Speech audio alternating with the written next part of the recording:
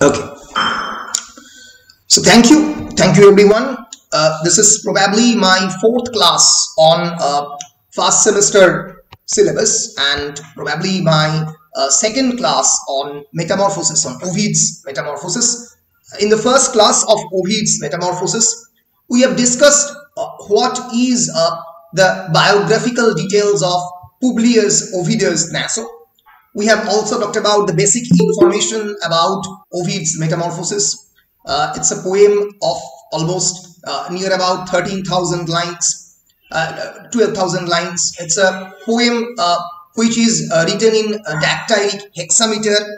This is a poem which is basically a retelling of the Greek and Roman mythologies. Okay, it's a retelling of the Greek and Roman mythologies, and we have also scantily and scatteredly discussed about what's the basic definition of myth. What is myth? We will today also ponder on the issue of the myth in a much more detailed and elaborate way.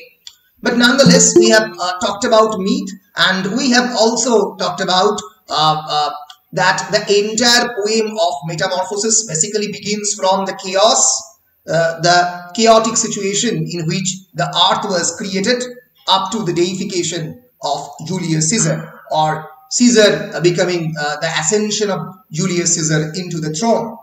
So we have talked about all these issues, and today we will deep delve into the story of the metamorphosis and what is myth and what is mythology. So let us begin. Yes.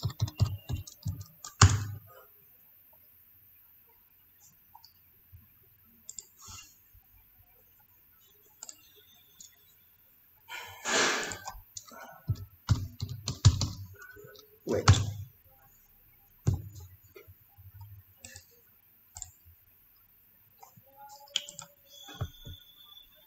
Yeah, okay. So let us begin with the definition of mythology. We were talking about the characteristics of the myth. আমরা সেই জায়গাতে ছিলাম, আমরা আরেকবার characteristic গুলো দেখে নিই। আমি যেগুলো আগের দিনকে অল্প করে শুরু করেছিলাম। Okay, the first one, the characteristics of myth is, of course, it's a cosmogonic narrative. What is a cosmology? Anyone? What is cosmology? কেউ বলতে পারবে কসমোলজি বলতে কি বোঝানো হয়? or cosmos সৌরজগতের রাইট সৌরজগতের বিভিন্ন ধরনের তথ্য about galaxies, about the earth, about stars. So cosmology is basically about বিশ্ব ব্রহ্মাণ্ড, গোটা পৃথিবী সম্পর্কে, পৃথিবীর বাইরে, even beyond the territory of the earth. So myths are basically cosmogonic narratives. Cosmogonic narrative means that talks beyond earth, পৃথিবীর বাইরের জিনিসপত্র নিয়ে কথা বলে, beyond the that is connected with the origin or foundation of the universe. পৃথিবী কেমন করে originated হলো, তাহলে যে কোনো myth, সেটা আমাদের বায়ু পুরাণ হোক, সেটা আমাদের শিব পুরাণ হোক, সেটা আমাদের বিষ্ণু পুরাণ হোক, প্রত্যেকটা জায়গাতেই কিন্তু অনেকে আসছে, প্রত্যেকটা জায়গাতেই কিন্তু এই basic foundation and origin story of the universe নিয়ে কথাবার্তা বলা হয়।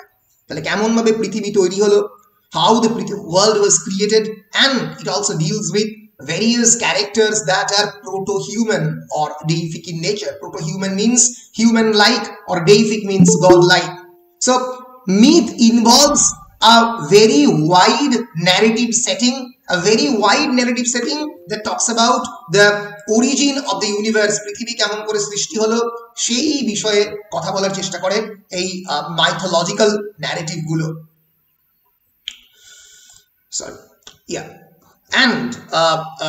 and myths also have cosmogonic overtones even when not fully cosmogonic. For instance, dealing with the origins of the important elements of the cultures, for example food, medicine, ceremonies, এই সমস্ত কিছু নিয়ে myth কথা বলে।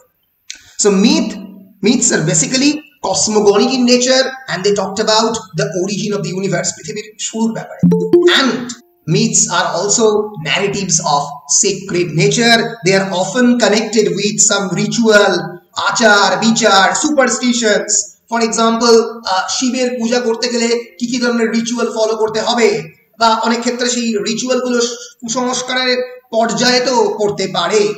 সো ফর এক্সাম্পল, আমরা যদি Indian equivalent of the myth দেখি, Indian equivalent of the myth is পুরাণ। আমরা জানি ভারতবর্ষের প্রচুর পুরাণ রয়েছে, জৈনিজম, হিন্দুইজম, বিভিন্ন জায়গাতে। It literally means ancient. It actually denotes to a vast genre of the Indian literature about a wide range of topics, particularly related to legends. Legends means various stories about ancient gods, how the gods were created through various symbols and stories about gods, goddesses, kings, heroes, sages, demigods, folk tales about pilgrimages, temples, etc. So কেমন করে এই রাজা রাজরাজের সঙ্গে কিভাবে connected হলো ভারতীয় সভ্যতা, এবং এই রাজা রাজরাজের সঙ্গে ঈশ্বর কিভাবে ক্রিয়েটেড হলো, এবং সামটাইমস এই কিংস এবং কুইন্সদের সঙ্গে ঈশ্বরের encounter, the encounter and the interaction between the gods and the kings and the queens, যেটা আমরা অনেক ক্ষেত্রে বিভিন্ন ভারতীয় পুরাণে দেখেছি। তো সেটা এই পুরাণের মধ্যে আমরা দেখতে পাই। তো পুরাণ ভারতীয় ইন্ডিয়ান সিভিলাইজেশন দু ধরনের হয়। মহাপুরাণ, 17টা মুখ্য পুরাণ এবং 18টা উপপুরাণ রয়েছে, যেটাতে টোটাল প্রায় 4 লাখ মোর দ্যান ভার্সেস রয়েছে। যদি আমরা ভেরিয়াস এক্সাম্পলস অফ দ্য পুরাণ দেখি, তাহলে অবশ্যই ভগবত পুরাণ আমরা দেখতে পাবো, আমরা শিব পুরাণ দেখতে পাবো, আমরা বিষ্ণু পুরাণ দেখতে পাবো, এবং মহাভারতের একটা বড় অংশ এই সমস্ত পুরাণের ন্যারেটিভকে রিটেলিং করেছে, রিটোল্ড করেছে, নতুন ভাবে বলার চেষ্টা করেছে। ঠিক আছে, ফলে পুরাণ or mythology are basically storehouse of stories. গল্পের যে একটা ঠাস গুণট ব্যাপার, এবং প্রচুর পরিমাণে যে গল্প একটা জায়গার মধ্যে থাকে, তাকে আমরা এই মাইথোলজি বা মিথ বলতে পারি। They are very much sacred in nature. অনেক ক্ষেত্রে তারা খুবই পবিত্র হয়, মানে ধরে নেওয়া হয় যে যে বিষয়গুলো নিয়ে বলা হচ্ছে they are very much sacred. But most importantly, myth locates itself beyond history. ইতিহাসের বাইরে মিথ নিজেকে লোকেট করে। মিথের আরো অনেকগুলো ফিচার রয়েছে, তার মধ্যে একটা হচ্ছে myths are narratives formative or reflective of the social order or values within a culture. একটা পার্টিকুলার দেশের তার সংস্কৃতি, তার কালচার কিভাবে হবে, তার উপরে কিন্তু মিথ অনেকটাই ডিপেন্ড করে। ফর এক্সাম্পল, আমাদের হিন্দু মাইথোলজি, যে হিন্দু কালচার বলে, সেই কালচারের মধ্যে কিন্তু ভয়ঙ্করভাবে স্যাক্রিফাইস হয়েছে। সেই কালচারের মধ্যে কিন্তু respect for the elders, which is known as reverence, REVERENC, reverence মানে deep respect for the elders রয়েছে। এইগুলো এই সংস্কৃতির মধ্যে গড়ে উঠেছে, কারণ এই মাইথোলজির মধ্যে, এক সেকেন্ড,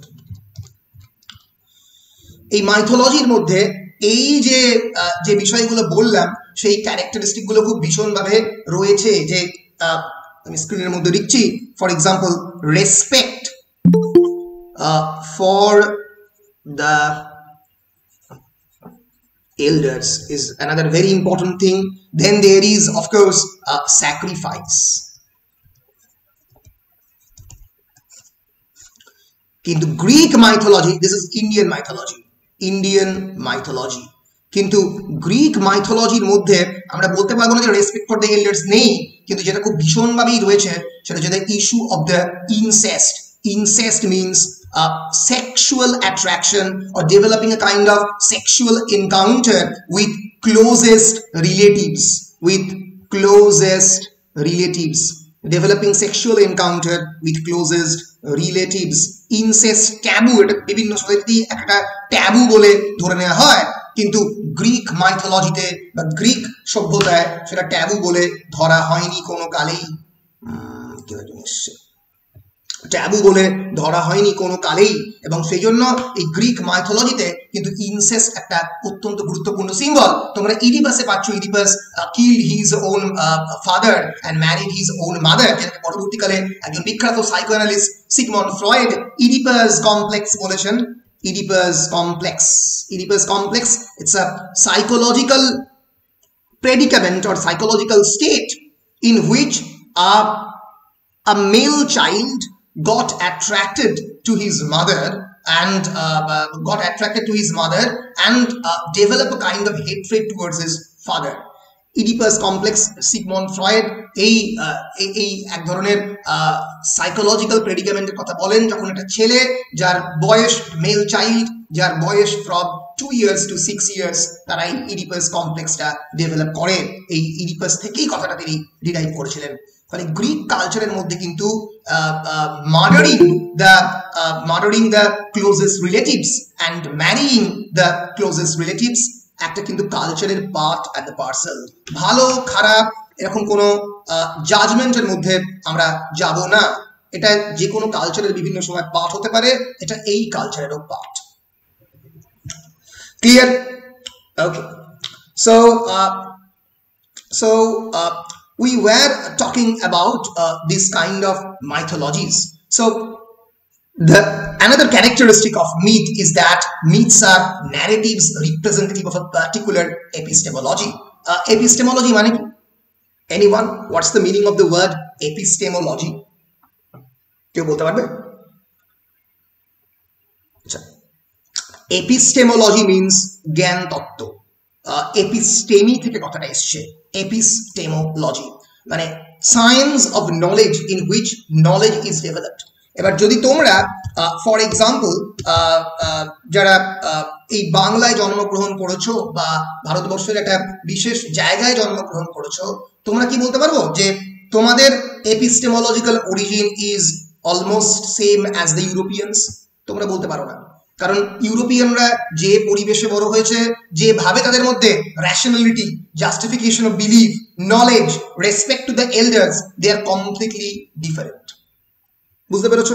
ফলে epistemology geographical, cultural, linguistic, caste and creed category অনুযায়ী বদলায়। এই সমস্ত জিনিসের উপর linguistic community, caste and culture and geographical location, এইটা ভেদে এপিস্টেমোলজি বদলায়। Epistemology is the branch of philosophy concern with knowledge, যেটা জ্ঞান নিয়ে ডিল করে। এবার এই নলেজ বলতে কি? Everything, your belief system, your justification, your various related issues, logic, ethics, তোমার নীতিবিদ্যা, সবকিছু। ফলে যে সময়ে ভারতবর্ষে সতীদাহ প্রথাকে গ্লোরিফাই করা হতো, যে একজন মহিলাকে তার যে পুরুষ পার্টনার তার সঙ্গেই একসঙ্গে মারা যেতে হবে, সেই একই সময়ে ইউরোপিয়ানরা সতীদাহ প্রথাকে একটা অদ্ভুত চোখে দেখেছিল বলেই রামমোহন রায় প্রথমে বোঝাতে পেরেছিল তাদেরকে, এবং সতীদাহ প্রথাকে বন্ধ করা গিয়েছিল। ফলে বুঝতে পেরেছো, এই যে কালচারের ভেদে যে রিচুয়াল বদলে যায়, এই যে তাদের কনসেপশন অফ দ্য সোসাইটি বদলে যায়, তাকে বলা হয় epistemology. So change in the epistemological belief system means that change in the cultural geographical setting also. Mythology, এই যে সোসাইটিতে মাইথোলজি লেখা হচ্ছে সেই পার্টিকুলার সোসাইটির এপিস্টেমোলজিকে তোমার সামনে আনে। এই পার্টিকুলার মিথে, এই পার্টিকুলার মেটামরফোসিস টেক্সটে রোমান মাইথোলজি বা রোমান এপিস্টেমোলজি বা গ্রেকো রোমান এপিস্টেমোলজিকে তোমার সামনে আনা হচ্ছে। It shows a kind of way of understanding nature and organizing thought. তাদের চিন্তা ভাবনা কেমন করে প্রকৃতিকে দেখছে সেটা তোমার সামনে আনছে। ক্লিয়ার? পরিষ্কার? বেশ, এরপরে আমি যেটা বলবো একটা খুবই মানে popular characteristic of the mythic narratives, that is heroic characters. মিথের মধ্যে হিরোইক ক্যারেক্টার্স থাকবেই, সেটা আমাদের অর্জুনকে নিয়ে লেখা মিথ হোক, ইন্দ্রকে নিয়ে লেখা মিথ হোক, or mythology about Achilles or Agamemnon, যারা great Greek heroes, and mythologies about এখানে আমরা particularly Pentheus and Bacchus কে নিয়ে পড়ব। So mythological narratives always will involve the heroic characters who and they are possibly proto-humans or superhumans and gods, and who will try to introduce to us to a altogether different world. And another very important characteristic of the mythology, that they are counterfactual in nature. That is, in featuring actors and actions that confound the conventions of the routine experience. আমাদের daily যে experience তার বাইরে কাউন্টারফ্যাকচুয়াল experience meth represent করে, যেটা বাস্তবের থেকে অনেকটাই আলাদা। and hence the myths are always counterfactual. এখানে তোমরা দেখতে পাবে যে one person is transforming into a deer, একটা হরিণে পরিণত হচ্ছে। তাকে তার নিজের যে সমস্ত ডগস যাদেরকে নিয়ে এসে শিকার করতে গিয়েছিল তারা ছিঁড়ে খেয়ে ফেলছে। They are eating the flesh of their own owner, তাদের মালিকের ফ্লেশই খেয়ে ফেলছে। So mythologies are always counterfactual. So mythic narratives are counterfactual. They often involve heroic characters. They represent a different kind of epistemology and way of understanding the nature and the organizing thought. So they introduces us to a different culture. Mythological narratives are reflective of the social order and values of the culture. Mythological narratives are cosmogonic in nature and they are sacred in nature. Sacred হতে হবে, কসমোগনিক হতে হবে, heroic হতে হবে, একটা different কালচারকে introduce করবে, তবেই আমরা তাকে মিথ বা পুরাণ, যদি ভারতীয় অর্থে আমরা ট্রান্সলেট করি, তাকে আমরা পুরাণ বলতে পারবো। ক্লিয়ার? বলো, পরিষ্কার? কোন জায়গায় আটকেছে?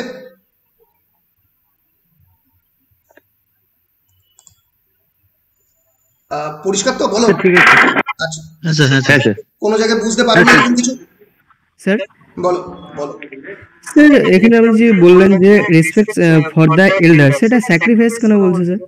না, রেসপেক্ট ফর দ্য এল্ডার্স আর স্যাক্রিফাইস দুটো কমপ্লিটলি ডিফারেন্ট ফিচার। আমি স্যাক্রিফাইসকে একটা আলাদা ক্যারেক্টারিস্টিক বলেছি, রেসপেক্ট ফর দ্য এল্ডার্সকে একটা আলাদা ক্যারেক্টারিস্টিক বলেছি। আমি দুটোকে সেম বলিনি, আমি দুটোকে একবারের জন্য সেম বলিনি। ইন্ডিয়ান কালচারের মধ্যে বা ইন্ডিয়ান মাইথোলজির মধ্যে স্যাক্রিফাইস বা ফর এক্সাম্পল যদি তোমাকে দিতে হয়, তো ফর এক্সাম্পল মহাভারতের মধ্যে তুমি পাবে 12 বছরের বনবাস, বা সেটাকে এক্সটেন্ড করে 14 বছরের বনবাস, এটা 28 বছরের হতে পারে যদি একবারও দেখে ফেলে, একবারও কেউ মহাভারতের পঞ্চ পাণ্ডবকে কেউ দেখে ফেলে। তার মানে কি, মানে এই ধরনের যে কন্ট্রাক্ট গুলো, যে I will live my life in the forest and the wilderness, যদি আমি কোনো ধরনের ভুল করে থাকি, বা ধৃতরাষ্ট্র বললো যে তুমি এইখানে, ধৃতরাষ্ট্র একটা বিশেষ স্ট্র্যাটেজি নিয়ে সিংহাসনে দুর্যোধনকে বা দুঃশাসনকে বসাবার চেষ্টা করার জন্য এদেরকে 14 বছরের বনবাসে পাঠালো, এটা কোনোদিন আমি বলছি গ্রিক বা রোমান মাইথোলজিতে পসিবলই নয়। এই ধরনের কোনো ধরনের কন্ট্রাক্ট, এই ধরনের কোনো ধরনের স্যাক্রিফিশিয়াল কন্ট্রাক্টের মধ্যে কোনো গ্রিক বা রোমান ক্যারেক্টার ঢুকবেই না, এন্টারই করবে না। এবার কি, কেন কেন কেন ওয়াইল্ডনেস জিতে যাবো? বিনা যুদ্ধে নাই দেব সুচাগ্র মেদিনী, উড়িয়ে দিল বাবাকে মাকে, সেকেন্ডের মধ্যে উড়ে যাবে, দেখতে পাবে তোমরা এই নভেলের মধ্যে, এই মাইথোলজির মধ্যে।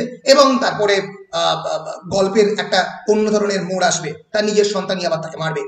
তো এই যে ব্লাড বাথ, যে ব্লাড বাথটা তোমার গ্রিক বা রোমান মাইথোলজিতে পাবে, সেইটা তোমরা ইন্ডিয়ান মাইথোলজিতে পাবে না। মানে অবশ্যই পাবে সেই ব্লাড বাথ, কিন্তু অন্যরকম ভাবে পাবে, ঠিক এইরকম ভাবে পাবে না। এইটাকে আমি স্যাক্রিফাইস বলছি। I am talking about sacrifice as a different characteristic feature of the Indian mythology. Sacrifice or respect to elders এক নয়, রেসপেক্ট টু এল্ডার্স আর একটা ফিচার, যেটা গ্রিক মাইথোলজিতে নেই। বুঝতে পেরেছো? হ্যাঁ স্যার, ক্লিয়ার একদম। দুটো আলাদা, দুটো এক নয়। We are talking about two different features. Any other question?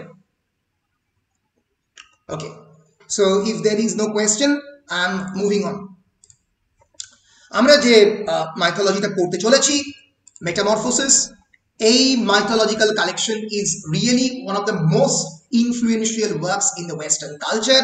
দান্তে, Giovanni Dante অ্যালিগিয়েরি, দান্তে ডিভাইন কমেডি, তোমরা নাম শুনেছো, একটা one of the greatest brilliant epic in the western civilization বলে কনসিডার করা হয়। 14th সেঞ্চুরিতে পাবলিশ হয়েছে দান্তে ডিভাইন কমেডি। 3টে ভাগে বিভক্ত, ইনফার্নো, প্যারাডিসো আর পুরগাটোরিও। এই বিষয়ে এখন কিছু বলছি না, কারণ বলতে গেলে দিন রাত চলে যাবে। Giovanni Boccaccio, another famous writer, Geoffrey Chaucer, তার বিখ্যাত লেখা Canterbury Tales and William Shakespeare, some of the greatest writers of this of the western civilization. পরবর্তীকালে লেটার অন তারা এই মেটামরফোসিসের মাইথোলজিকে রিইনস্টেট করেছে, তাই নিয়ে পরবর্তীকালে কথা বলেছেন। And numerous episodes from the poem have been depicted in acclaimed works of sculpture, painting and music. Painting বলো, স্কাল্পচার মানে স্থপতিবিদ্যা, মানে যেখানে আমরা মানুষের মূর্তি তৈরি করি। তো স্কাল্পচার, পেইন্টিং, মিউজিক এই সমস্ত বিষয়ে ওভিডকে নিয়ে প্রচুর পরিমাণে আলোচনা। ওভিডের কালচারাল রিপ্রেজেন্টেশন মানে তাকে রিওয়ার্ড করা, একটা গল্প বলে গেছে সেটাকে আমি অন্যরকম ভাবে রিপ্রেজেন্ট করলাম, সেটা কনস্ট্যান্টলি হয়ে গেছে। রেনেসন্স অব্দি ওভিড মাচ সেলিব্রেটেড ছিল।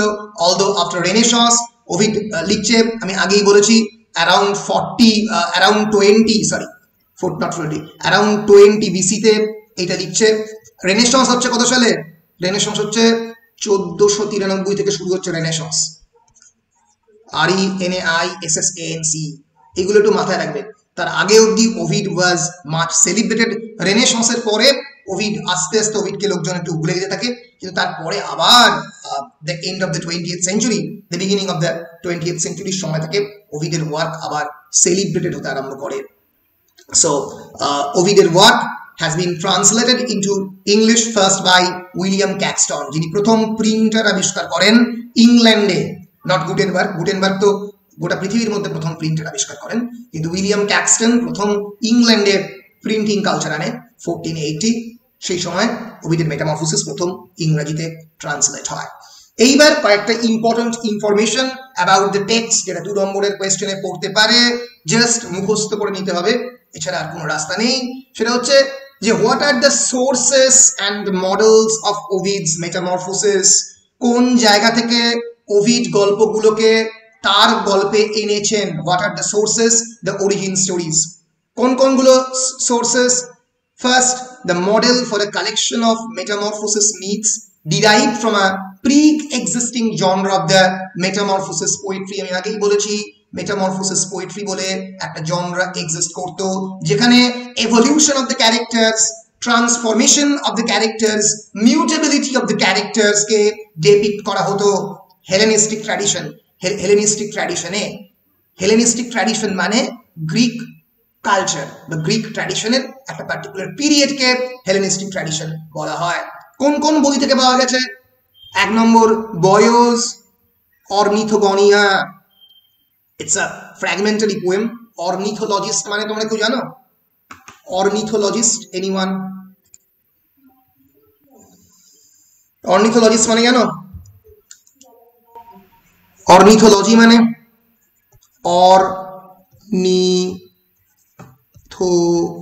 ornithology, study of the birds. Ornithologist মানে পক্ষীবিদ, BIRDS, study of the birds. So এই যে বিভিন্ন পাখি এবং পাখিদের ট্রান্সফরমেশন, তাই নিয়ে এই টেক্সট প্রথম লেখা হয়েছিল, এই বয়োস অর্নিথোগনিয়া। ইটস আ ফ্র্যাগমেন্টারি পোয়েম, সেখান থেকে খানিকটা সোর্স দিয়েছেন ওভিড। আরেকটা জায়গা থেকে নিয়েছেন the Heteroeumena by Nicander of Colophon. It is better known and clearly an influence on the poem. 21 of the stories from this work were treated in the Metamorphosis. মনে থাকবে, the Heteronomena by Nicander of Colophon. এই ওয়ার্ডগুলোর নাম just মুখস্থ করে দিতে হবে। I've already shared with you the PowerPoint. Then there is the major source, যেখান থেকে হোমারও লিখেছে, অন্যান্য লোকেরাও লিখেছে, that is Hesiod. Hesiod's Theogony. THEOGONY. Theogony means the origin of the gods. Theogony, theological মানে relating to the gods, the study of the gods. Theogony means origin of the gods. It's the fullest account of the earliest Greek myths dealing with the creation of the world, the origin of the gods, the titans, কারণ Titan সেটা আমরা দেখতে পাবো, the giants, as well as elaborate genealogies. Genealogy মানে family history, family evolution.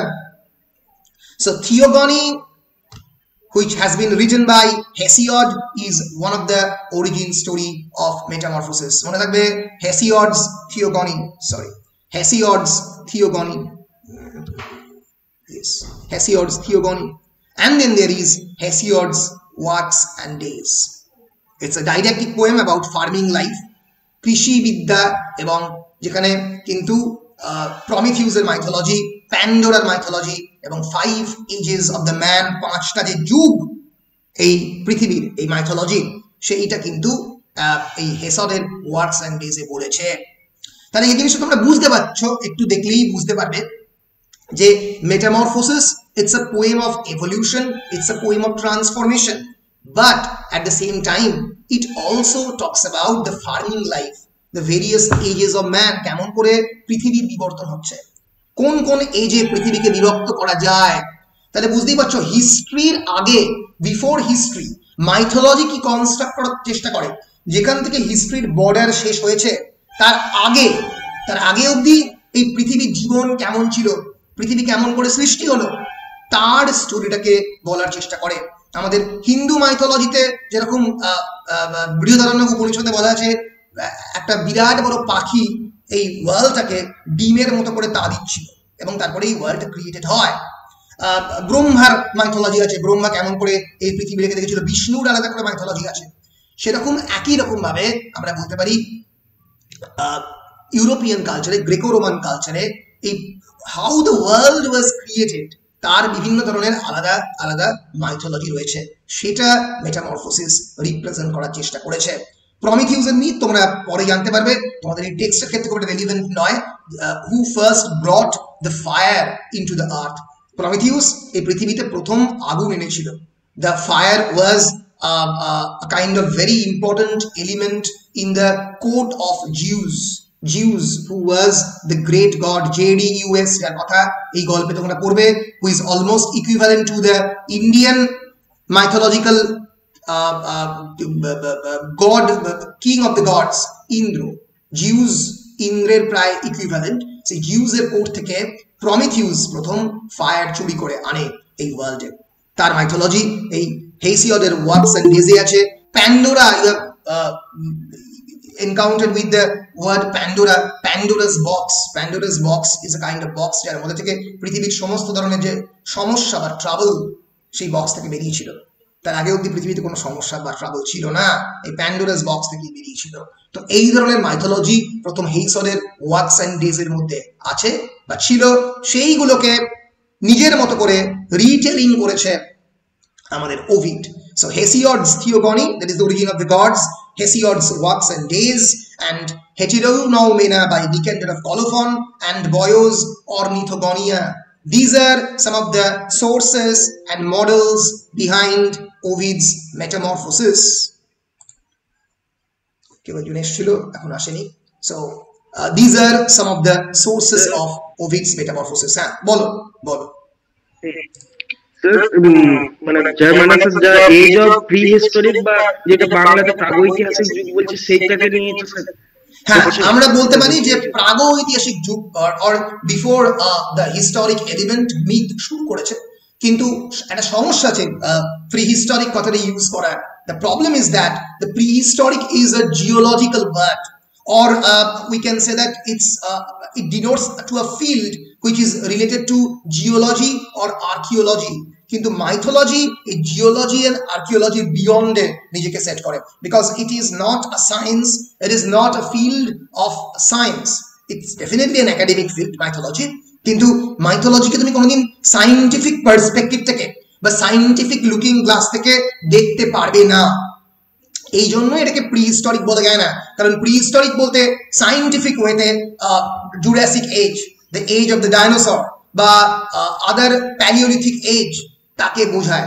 সেই জন্যই তুমি exact প্রিহিস্টোরিক শব্দটাকে ইউজ করতে পারবে না। What you can say that the scope of mythology is beyond the living memory, beyond our human memory, it locates itself beyond the scope of the history. হিস্ট্রির বাইরে নিজেকে লোকেট করে, কোথায় লোকেট করে সেটা এক্স্যাক্টলি আইডেন্টিফাই করা মুশকিল। যেরকম ভাবে ফর এক্সাম্পল রূপকথার গল্প, the fantasy narratives, the children's fiction, Dakshinaranjan Mitra মজুমদারের লেখা আমাদের ঠাকুমার ঝুলি, তুমি কি এক্স্যাক্টলি কোনো হিস্টোরিক্যাল ফেজে তাকে লোকেট করতে পারবে যে এই জায়গাতে আমরা বলতে পারি ডাইনি বুড়িরা এই হিস্টোরিক্যাল পিরিয়ডে এক্সিস্ট করতো? বলতে পারবো না। আমরা বলতে পারবো না যে ইউনিকর্ন কোন যুগে এক্সিস্ট করতো, আমরা বলতে পারবো না যে আলাদিনের আশ্চর্য প্রদীপ কোন যুগে এক্সিস্ট করতো, এক্স্যাক্টলি কোন হিস্টোরিক্যাল পিরিয়ড। যখন আমরা এগুলোকে এক্স্যাক্ট হিস্টোরিক্যাল পিরিয়ডে লোকেট করতে পারি না, তখনই আমরা এটাকে একটা জনরার নাম দিই। It can be folk tale, it can be fantasy narratives, it can be children's fiction, শিশুদের শিশু পাঠ্য, or it can be mythology. Mythology naturally একটা ডিফারেন্ট জনরাকে ডিনোট করে, যেখানে পৃথিবী কেমন করে সৃষ্টি হয়, পৃথিবীর অরিজিন স্টোরিজ, তাই নিয়ে মাইথোলজি বলে। বুঝতে পেরেছ? এবং আমরা জানলাম যে মেটামরফোসিসের এই 5টা যে মেইন সোর্স টেক্সট সেগুলো কি কি। এবার আমরা যদি পুরো metamorphosis as a entire 15 book text ধরি, তাহলে কোন কোন বইটা কি কি নিয়ে তা সেটা অনেক ক্রিটিক ক্লাসিফাই করেছেন। So basically we are trying to classify the narrative of the entire metamorphosis. কোন কোন বই কোন কোন পার্টিকুলার থিম নিয়ে।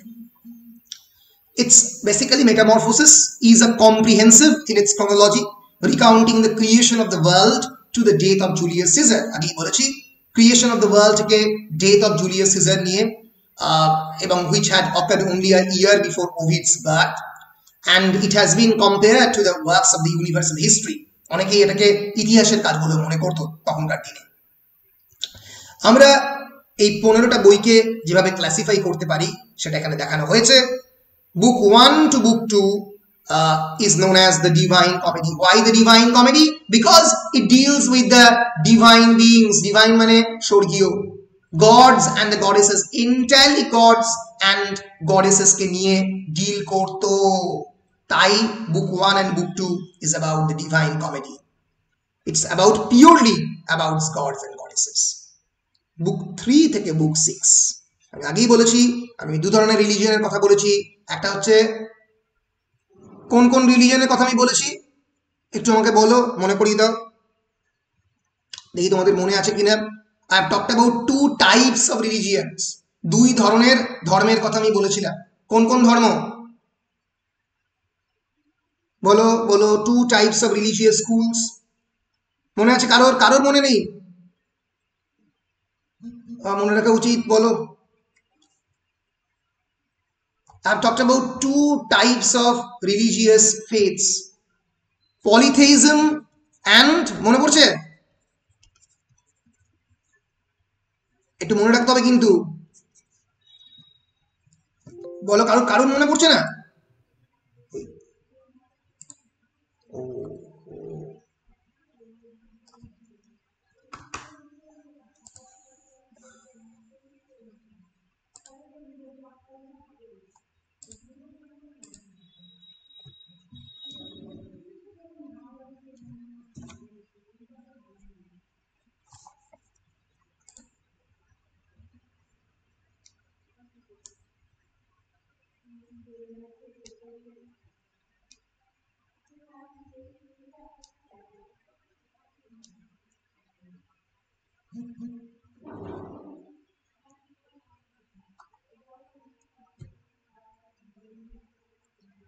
Lost the connection.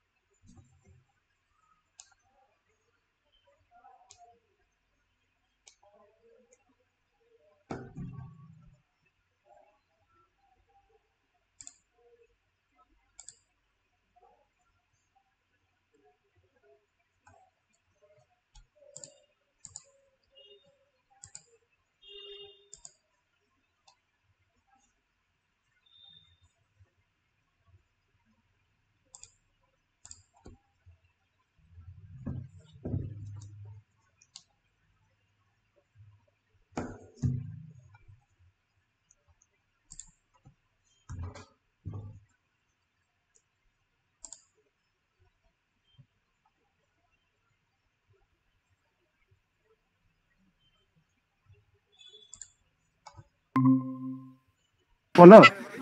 সরি কথা বলে সব রেকর্ড হয়ে যাবে, পারছিস না। সরি কেউ ফোন কর। না আমি হ্যাঁ ফোন করবি স্যারকে। আরে আরে আমি না চলে স্যার এসেছি, ডেট বন্ধ। স্যার চলে এসেছে। আমি চলে এসেছি। হ্যাঁ চলে এসেছে। আসলে মুশকিলটা হচ্ছে হঠাৎ করে ডিসকানেক্ট ওয়েলকাম হয়ে স্যার। গেছে। হ্যাঁ থ্যাংক ইউ আসলে মানে পুরো জিনিসটাই হঠাৎ করে ডিসকানেক্ট হয়ে গেছিল। আমার সাধারণত এটা হয় না, কিন্তু আমার ওয়াইফাইতে কেন কয়েকদিন ধরে বিট্রে করছে সেটা আমি বুঝতে পারছি না।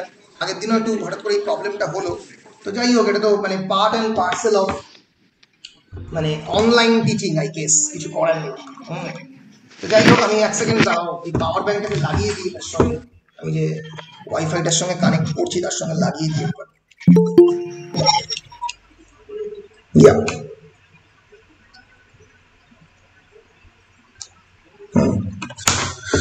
বেশ, yes, so thank you, sorry for the introduction, I came back.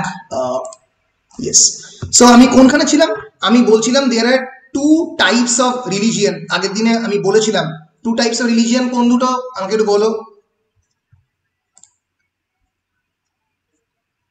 I was talking about two types of religion. একটু মনে করো যে দুটো বলেছিলাম, কোন দুটো? Two types of religion basically that we our human world have basically. So monotheistic and polytheistic. Right. Polytheistic and monotheistic. Polytheistic and monotheistic. এবার দেখো, এই বুক 1 is about the pure divine beings, about the pure gods. কিন্তু বুক 3 থেকে, যে বইটা তোমরা এখন পড়তে চলেছো, বুক 3 to book 6 is about the avenging gods. Hindu মাইথোলজিতে বা আমাদের ইন্ডিয়ান মাইথোলজিতে গড কি কখনো অ্যাভেঞ্জ করতে পারে? অবশ্যই পারে। ইন্দ্র থেকে শুরু করে এরকম বিভিন্ন গড তুমি পেয়েছো যারা অ্যাভেঞ্জ করতে পারে, যারা অ্যাভেঞ্জ করে, যারা রিভেঞ্জ নেয়। অ্যাভেঞ্জ মানে রিভেঞ্জ, প্রতিহিংসামূলক।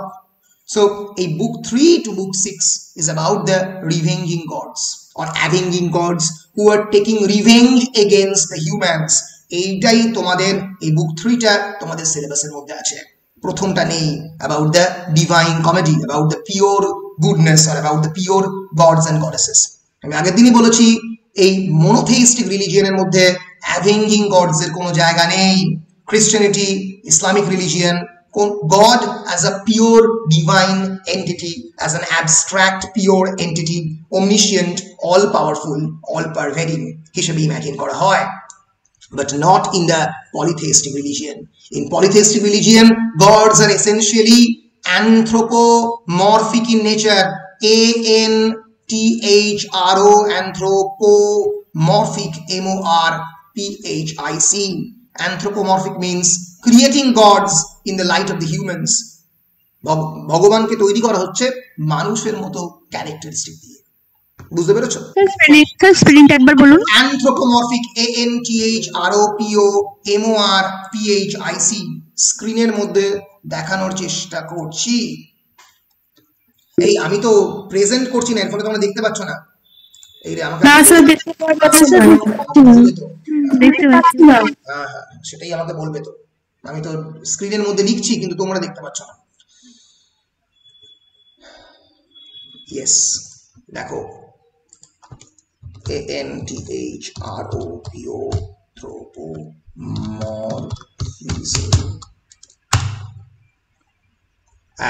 এটা কি বলা হয়? অ্যানথ্রোপোমরফিজম। দেখতে পাচ্ছ?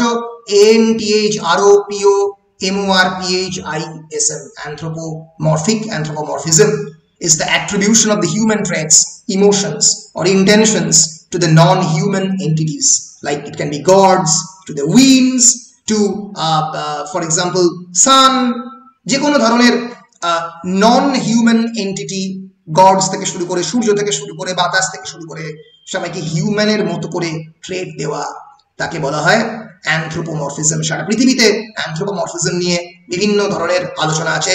অ্যানথ্রোপোমরফিজম আরেকটা ভাগ আছে, তাকে জুমরফিক বলা হয়। জুমরফিজম মানে হচ্ছে যে অ্যানিমালদের হিউম্যান কোয়ালিটি দেওয়া। ধরা যাক আমরা বলি না মৎস্যকন্যা, এটা কি আদৌ পসিবল? পসিবল নয়, কিন্তু আমরা মৎস্যকন্যাকে ইমাজিন করি আমাদের বিভিন্ন মাইথোলজিতে, এটাকে জুমরফিজম বলা হয়। So anthropomorphism means attribution of the human qualities to the non-human entities and to the gods specifically. So second book, book 3 to book 6 about the avenging gods, যেখানে গডেরা অ্যাভেঞ্জ বা রিভেঞ্জ করছে। book 6 to book 11 is about the pathos of love. pathos মানে PATHOS, pathos মানে suffering that generates sympathy. তো ভালোবাসার যে বিভিন্ন যে সাইড এফেক্টস বা suffering and the pathos of love, tiny book 6 to book 11, and book 12 to book 15 about the Rome and the deified ruler, that is about Julius Caesar. So the third book is our discussion, the avenging gods or the revenging gods. Avenge kora mane to take a kind of revenge and a pratishod kora, to take a kind of vengeance is known as avenge. So a story te Ovid works his way through various transformation, একটা transformation থেকে আর একটা ট্রান্সফরমেশনে গেছেন।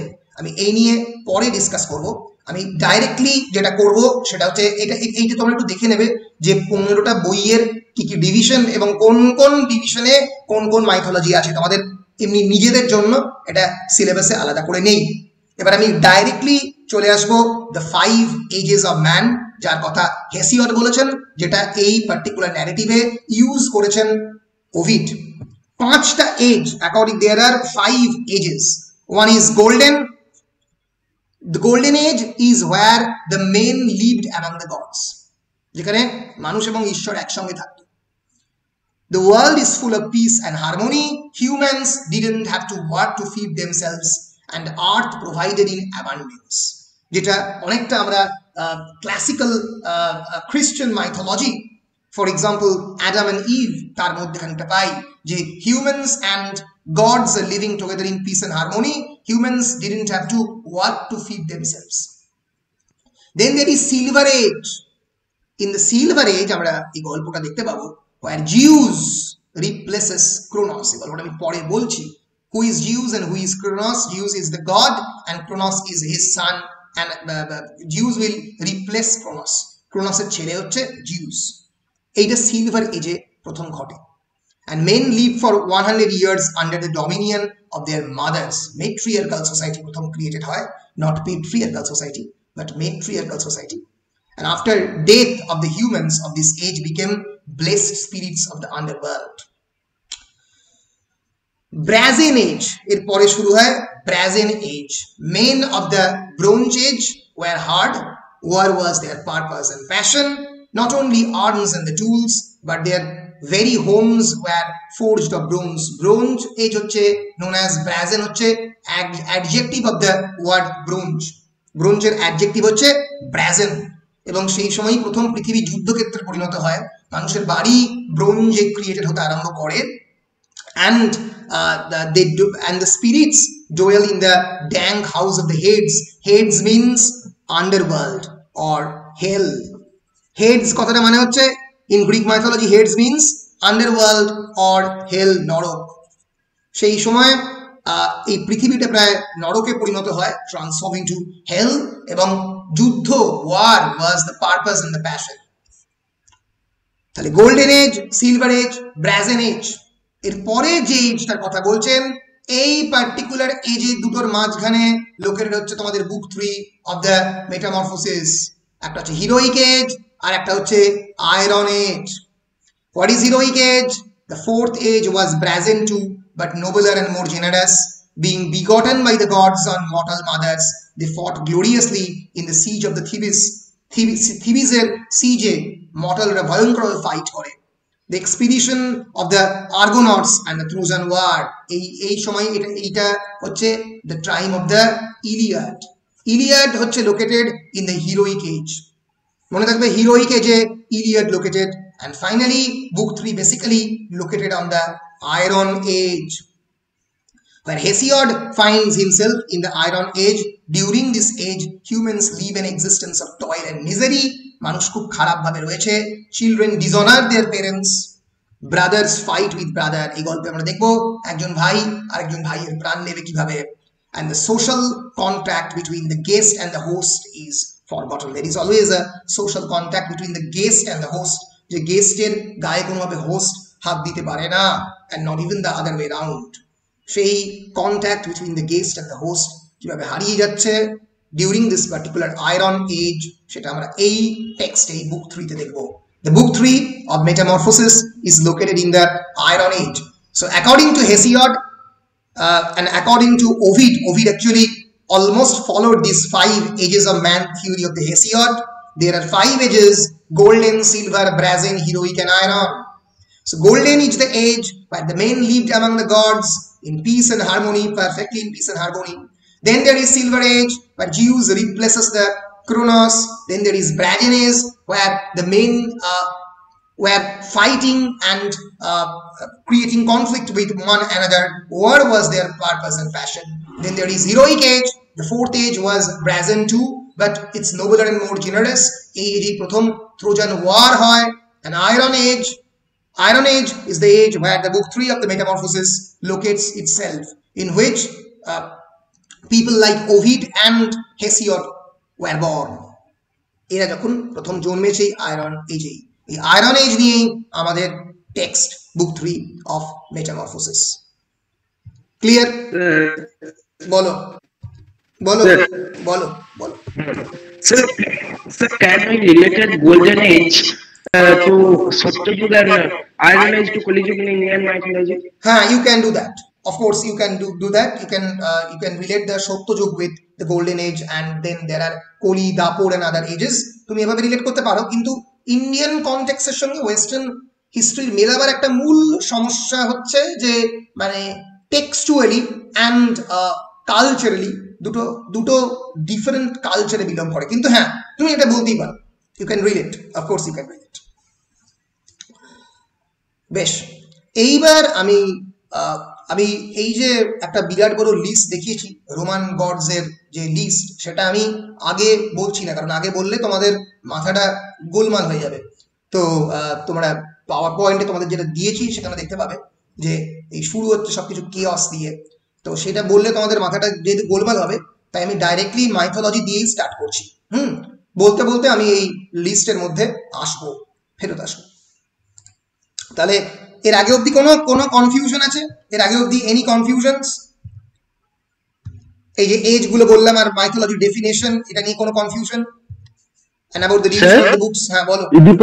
Oedipus the Rex কোন এজে belong করছে? Of course iron এজে belong করছে। Of course iron এজে বিলং করছে। তোমরা যে টেক্সট পড়ছো সেই টেক্সট গুলো সবকটাই আয়রন এজে বিলং করছে, except the Iliad. Iliad belongs to the heroic age. ইলিয়াডের পরে বাকি সবগুলোই মানে সিভিলাইজেশনাল যে ক্রাইসিস, টয়েল এবং মিজারি শুরু হচ্ছে। The relation between the guest and the host got getting destroyed. The brothers fight with one another. এই যে ক্যারেক্টারিস্টিক গুলো, এগুলো প্রত্যেকটাই আয়রন এজ থেকে অলরেডি শুরু হয়ে যাচ্ছে। বেশ, এই যে এগুলো প্রত্যেকটাই বিভিন্ন family tree about the gods, এই সম্পর্কে আমরা একটু পরে দেখব। আগে আমরা মেটামরফোসিসের সঙ্গে এই গ্রিক মাইথোলজির যে রিলেশনটা, এই গল্পটা পরপর কোনখান থেকে আসছে সেইটা আমরা একবার দেখে নিয়ে আমরা মেটামরফোসিস শুরু করব। এইটা একটু ভালো করে বুঝতে হবে, মাথার মধ্যে ঢোকাতে হবে, না ঢোকালে কিন্তু কোনো ক্লাসিক্যাল গ্রিক মাইথোলজি বা রোমান মাইথোলজির কোনো টেক্সটই মাথার মধ্যে কোনোদিনই ঢুকবে না। কোনোদিনই ইডিপাস পড়ে বোঝা যাবে না যে ইডিপাসে এইরকম কেন লেখা হয়েছে। আমরা লিটারেচার বেসিক্যালি পড়ছি not because of searching the what questions. আমরা তো শুধু হোয়াট কোয়েশ্চেন পড়ার জন্য লিটারেচার পড়ছি না যে কি হয়েছে, বাট হোয়াই কোয়েশ্চেন্স, কেন হচ্ছে, কেন Oedipus is murdering his father and marrying his own mother, for which sin, কোন অরিজিনাল সিনটা ক্যারি ফরওয়ার্ড হচ্ছে, সেটা আমরা এই গ্রিক প্রাইমোরিয়াল ডেইটির মাইথোলজি না পড়লে বুঝতে পারবো না। বেশ, আমি তাহলে শুরু করছি এবার। আচ্ছা, wait,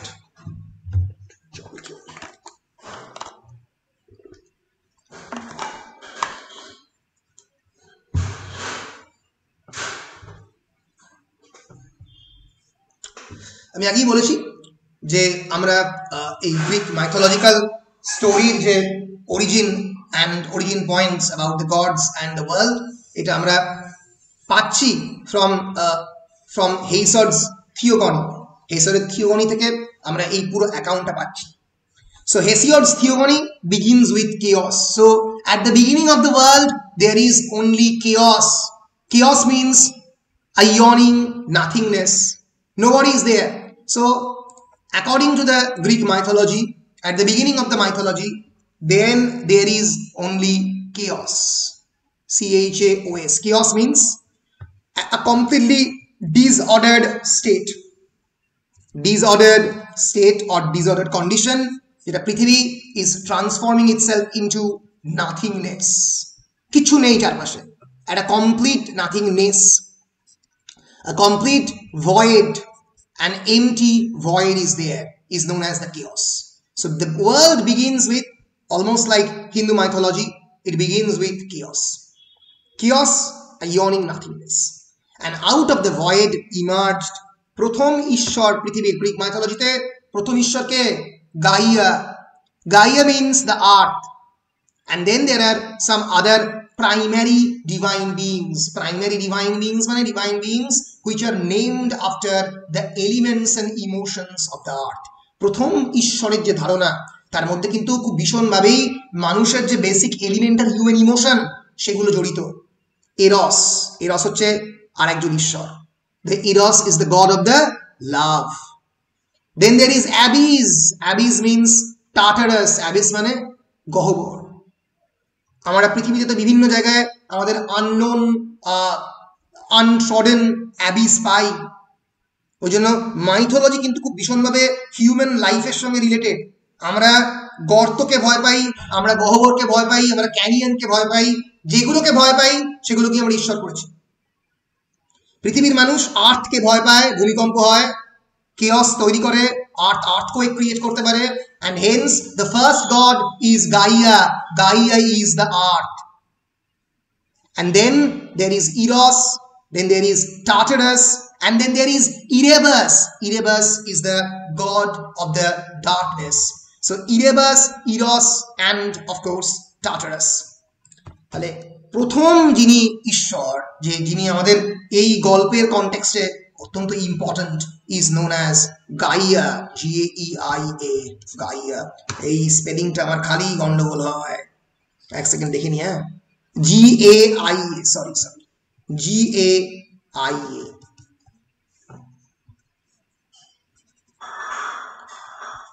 sorry GAIA, Gaia means earth, the mother goddess, যেখান থেকে অন্যান্য জিনিসের জন্ম হচ্ছে।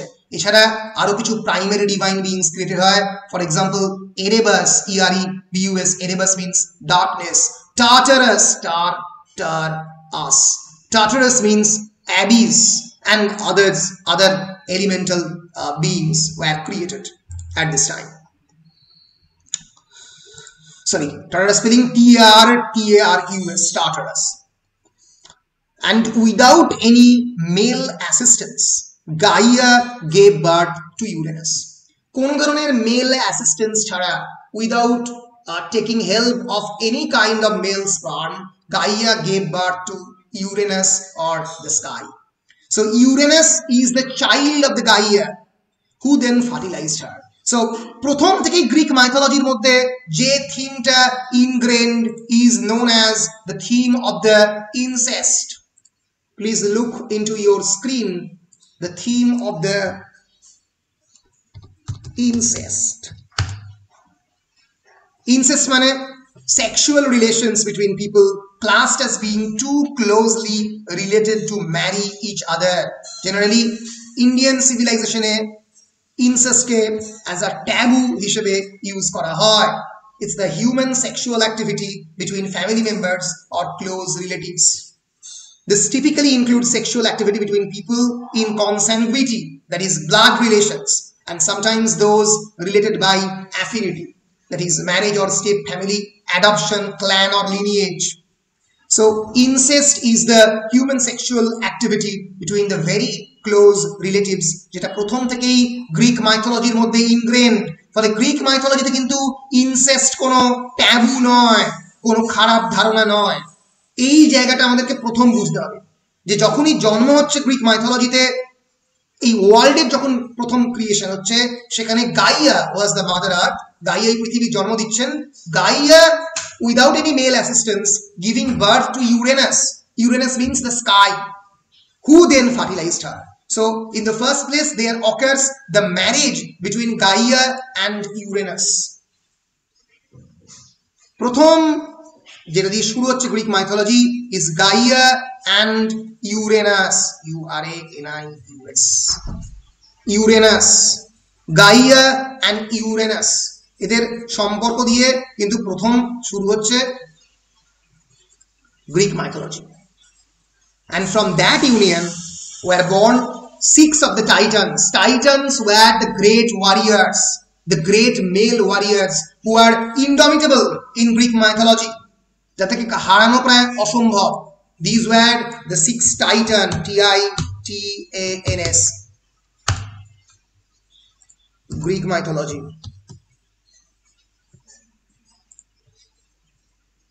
এই 6 জনকে নিয়ে গ্রিক মাইথোলজির একটা বড় অংশ কিন্তু রোটেট হবে। These 6 Titans, 6 male and there are other females. So these Titans, who are the Titans? Titans were the pre-Olympian god. Olympus mountain যে সমস্ত ভগবানের রাজত্ব করতো, আমরা দেখবো তাদের নাম। তাদের আগে যে ঈশ্বরেরা রাজত্ব করেছে তারা হচ্ছে টাইটানস। এই টাইটানদের জন্ম হচ্ছে প্রথম এই গাইয়া থেকে অ্যান্ড ইউরেনাস থেকে। ইউরেনাস দ্য স্কাই অ্যান্ড গাইয়া দ্য মাদার আর্থ। তোমরা যদি ইমাজিনেশনে তোমাদের দেখো হরাইজনের দিকে, আকাশের দিকে, তাহলে দেখবে যে মাটি, এই পৃথিবীর যে মাটি আকাশের সঙ্গে কোনো একটা জায়গাতে মিশে যায়। That is known as Horizon.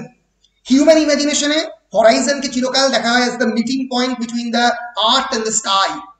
এখান থেকে কিন্তু ইউরেনাস ম্যারিং দ্য মাদার গাইয়া এই আইডিয়াটা এসছে যে এমন একটা দূরে যেখানে এই মৃত্তিকা, এই হিউম্যান সয়েল, তার সঙ্গে স্কাই, এই দুটো মিশে গেছে। তো সেখান থেকেই the marriage between Uranus and গাইয়া, এখান থেকেই আইডিয়াটা পুরোটা আসছে। বুঝতে পেরেছো? Uranus and Gaia, they are giving birth to the Titans.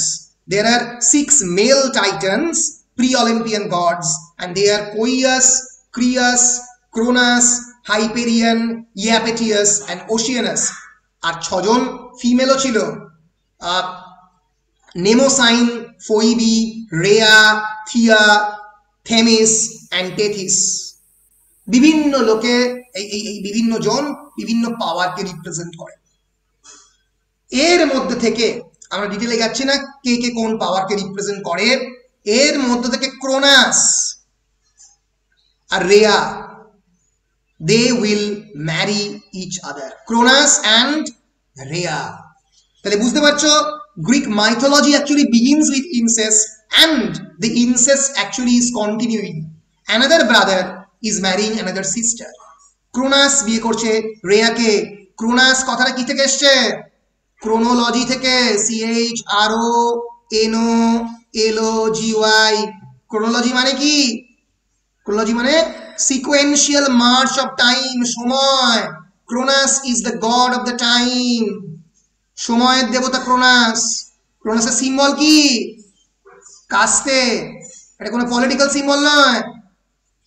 সময় কি করে? সময় ইজ বেসিক্যালি স্কাইদ, SCYTH, স্কাইদ মানে কাস্তে। সময় কি করে? সময় কেটে কেটে নিয়ে যায় তো সবকিছুকে, পৃথিবীর সবকিছু থেকে সময় তো কাটে, তাই তো? So Cronus is the god of the time. আমরা পরে দেখবো এই সিম্বলই হচ্ছে স্কাইদ।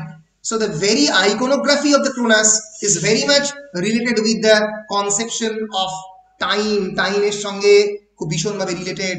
So Cronus will marry Rhea.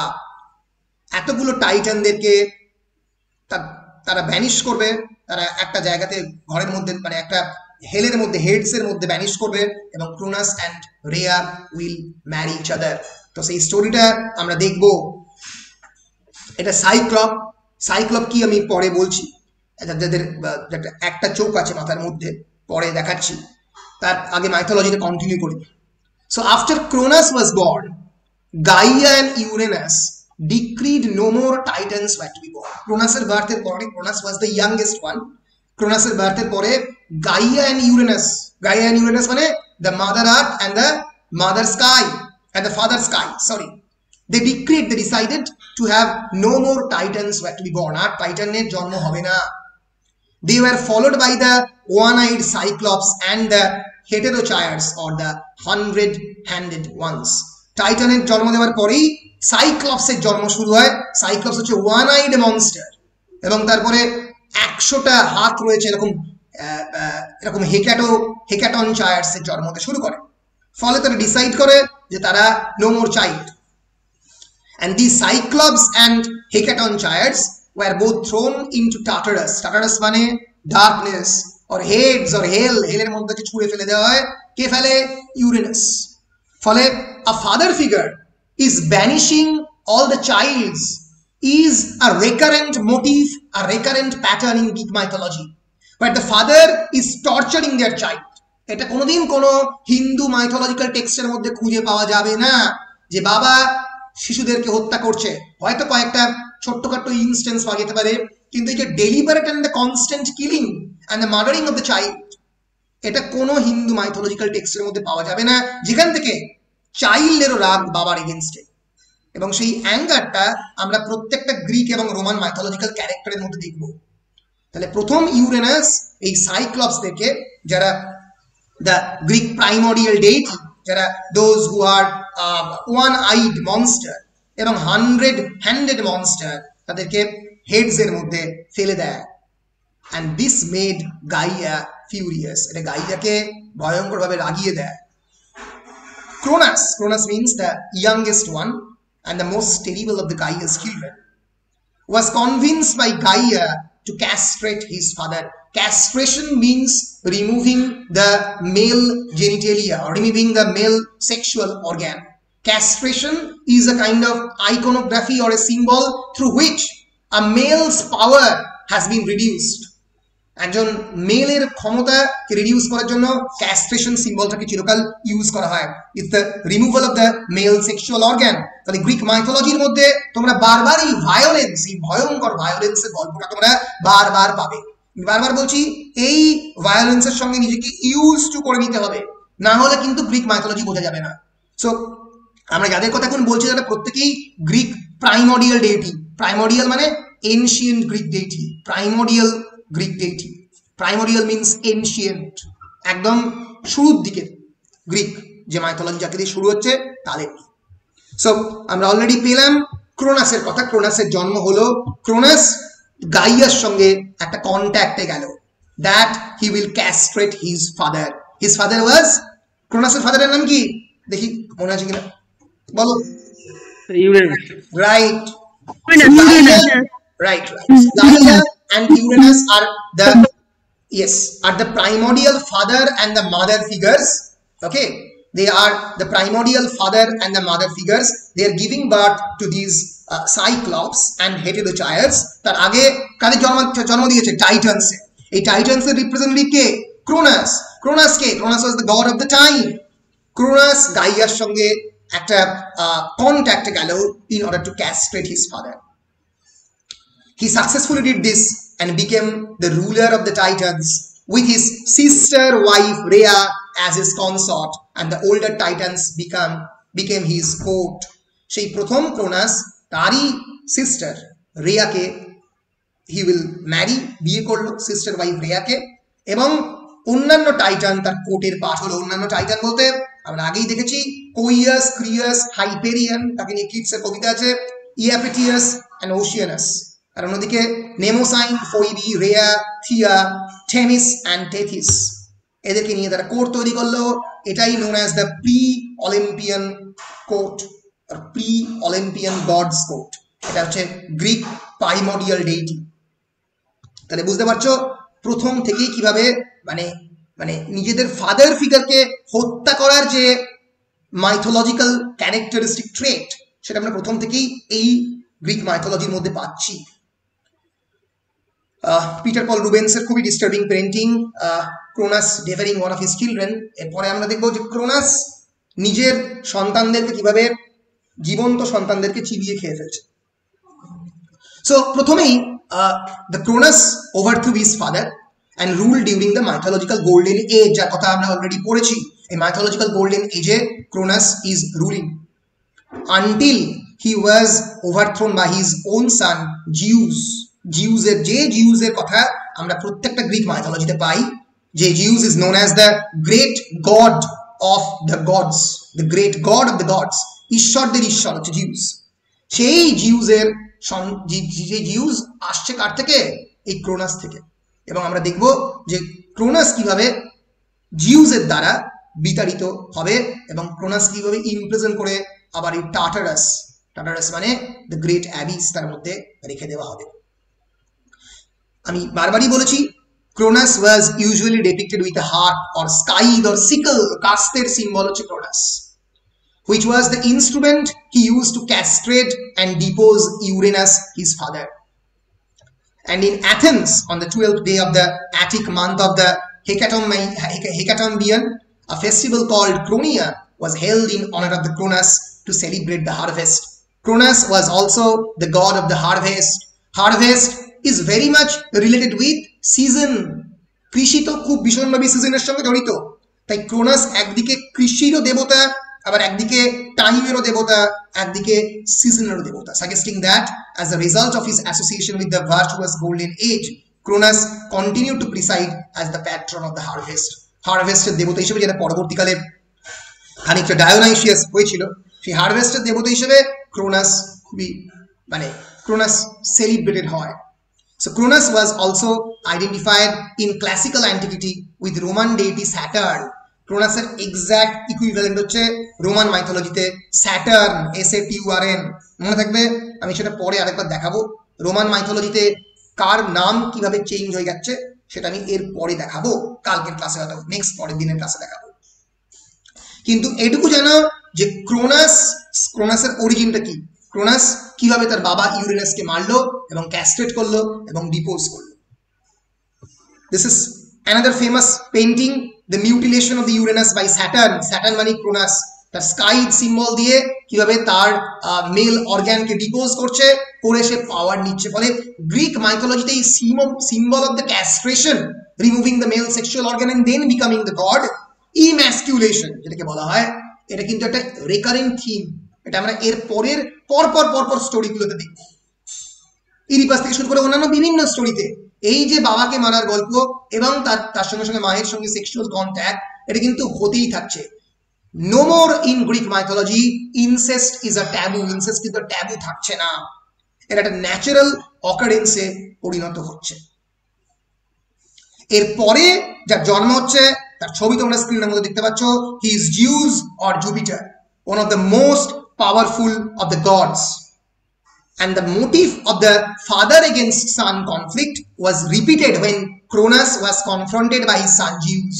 যখন জিউস আবার ক্রোনাসকে হত্যা করল।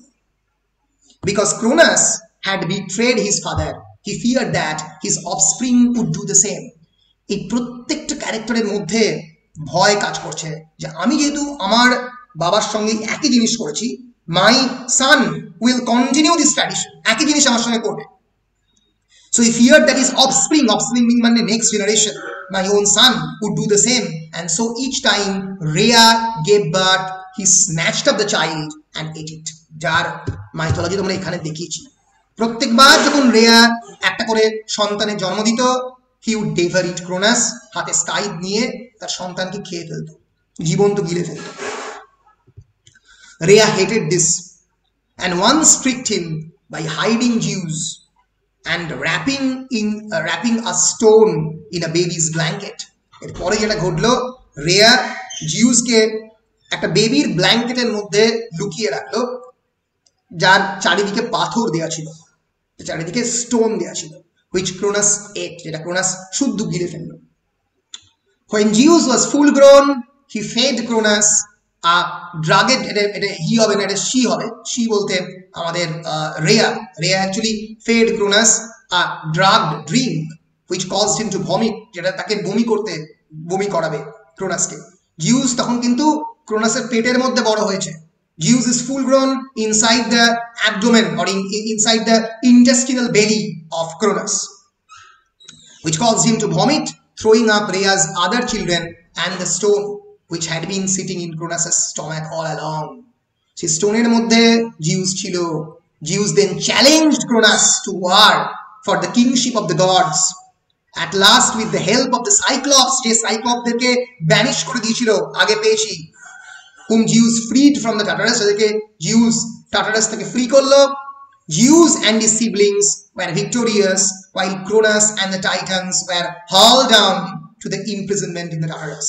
Cronus এবং অন্যান্য যারা টাইটান, যারা পক্ষ নিয়েছিল ক্রোনাসের, আর জিউসের পক্ষ নিয়েছিল হচ্ছে সাইক্লপসরা। সাইক্লপস ছবি অলরেডি দেখিয়েছি, দিস ইজ আ সাইক্লপ। এই সাইক্লপদের পক্ষ নিয়েছিল জিউসরা, এবং টাইটান অবশ্যই ছিল ক্রোনাসের সঙ্গে।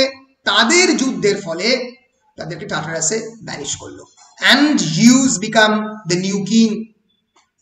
এই যে যুদ্ধটা, এই যে বিখ্যাত যুদ্ধ, the battle between the mount Othrys against the Olympian is known as the Titanomachy. এই যুদ্ধটা প্রায় 10 বছর ধরে চলেছিল। টাইটানোম্যাকি, এখনো এই কথাটা ইউজ করা হয়, টাইটানোম্যাকিয়া, মানে the great conflict of the gods, দুই ধরনের ঈশ্বরের মধ্যে যুদ্ধের জন্য। তাহলে জিউসকে আমরা একবার দেখে নিই। জিউস, যার কথা আমরা এই গল্পতে বারবার পড়বো, Zeus is the sky god and the thunder god in ancient Greek religion, who rules as the king of the gods of the Mount Olympus. সে তার রাজ্যটাকে মাউন্ট অলিম্পাসে প্রথমবার নিয়ে গেল, যেখান থেকে মিউজের জন্ম হবে। হিপোক্রেট নদীর পাশে, মাউন্ট অলিম্পাসের পাশে এই কবিতার অধিষ্ঠাত্রী দেবীরা থাকে। So Zeus is the sky god and the thunder god in the ancient Greek religion, who rules as the king of the gods in the Mount Olympus. His name is cognate with the first element of the Roman equivalent Jupiter. Jupiter je Zeus oshe. And his mythologies and powers are similar, though not identical, to those of the other Indo-European deities such as Indra, Jupiter, Perucanus, Peruan, Thor, Odin, Norwegian mythology. থর এবং Odin, Indra, Jupiter, Zeus, এরা প্রত্যেকেই প্রায় একই ধরনের characteristic. এরা প্রত্যেকেই the god of the thunder and the sky. তারা প্রত্যেকেই আকাশ এবং বজ্রের দেবতা। So Zeus is the child of the Cronus and the Rhea, the youngest of his siblings to be born, though sometimes reckoned with the eldest, as the others required disgorging from the Cronus' stomach. অনেক সময় একে বলা হয় যে eldest, কারণ সেই প্রথমবার গিয়েছিল ক্রোনাসের পেটের মধ্যে, না গেলে বাকিরা কি করে বাঁচবে, বাকি যারা সন্তান তারা কি করে বাঁচবে, ঠিক আছে। ফলে অনেকেই মনে করে জিউস ইজ দ্য এল্ডেস্ট, অনেক মাইথোলজিতে জিউস ওয়াজ দ্য ইয়াংগেস্ট, কারণ যখন বমি করে তখন, মানে ক্রোনাস যখন বমি করে তখন বাকি সমস্ত সন্তানরা বেরিয়ে আসে। So in most traditions he is married to Hera. জিউসের স্ত্রী হবে হেরা, by whom he is usually said to have fathered Ares, Hebe, and Hephaestus. Hera is also another of Zeus's companion. Zeus সারা জীবনে অনেক বিয়ে করেছে, অনেক erotic episode Zeus'ের জীবনে রয়েছে, and Zeus was infamous for his erotic escapades, and these resulted in many godly and heroic offspring.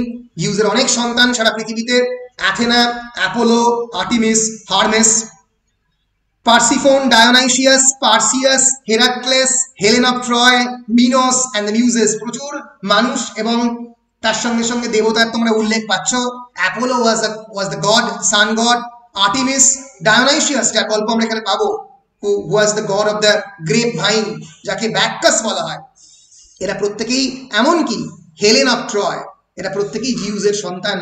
Zeus কত বছর বেঁচেছিল আমরা কি জানি না, অনেকে বলে 800 বছর, 1000 বছর বেঁচেছিল।